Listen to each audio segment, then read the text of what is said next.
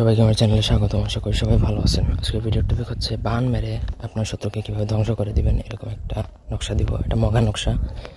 শত্রু দ্বারা যদি আপনি জর্জরিত বা ক্ষতিগ্রস্ত হতে হতে আপনি নিঃশেষ হয়ে যান, তাহলে আজকের ভিডিওটা আপনার জন্য। আপনি চাইলে আপনার শত্রুকে একদম ধ্বংস করে ফেলতে পারবেন। প্রথম থেকে পুরো ভিডিওটা না টেনে শেষ পর্যন্ত দেখুন।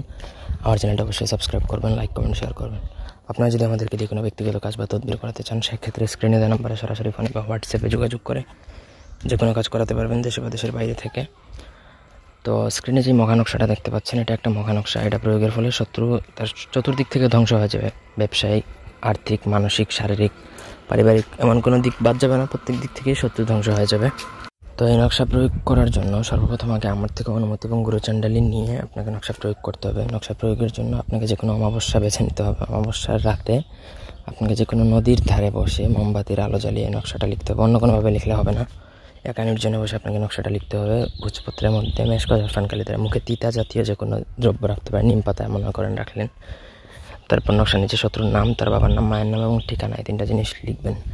লেখা শেষে আপনার নকশাটা রেডি হয়ে গেল। রেডি হওয়ার পরে আপনাকে সেই নকশাটা সেদিন রাতেই শত্রুর বাড়ির আশেপাশে পুঁতে দিতে হবে। আর শত্রু ঘরে পুঁততে পারলে আরও ভালো। এটা পোতার পর থেকে আপনি ধীরে ধীরে লক্ষ্য করবেন যে শত্রু কোন দিক থেকে কীভাবে ক্ষতিগ্রস্ত হচ্ছে, কীভাবে ধ্বংস হচ্ছে। আপনি নিজের চোখে দেখতে পাবেন, চাক্ষুষ প্রমাণ পাবেন। শত্রু আর উঠতেই পারবে না। যেটাতে হাত দিবে সেটাই তার নষ্ট হয়ে যাবে, বরবাদ হয়ে যাবে তার লাইফ। তো এই ছিল আজকের ভিডিও। কোনো অংশ বুঝতে যদি অসুবিধা থাকে কমেন্ট করে জানাতে পারেন। আপনাদের কী অনুযায়ী ভিডিও প্রয়োজন আমাদেরকে জানাবেন, সেই অনুযায়ী আমরা ভিডিও দিব। ধন্যবাদ সবাইকে সাথে থাকার জন্য। আল্লাহ হাফেজ।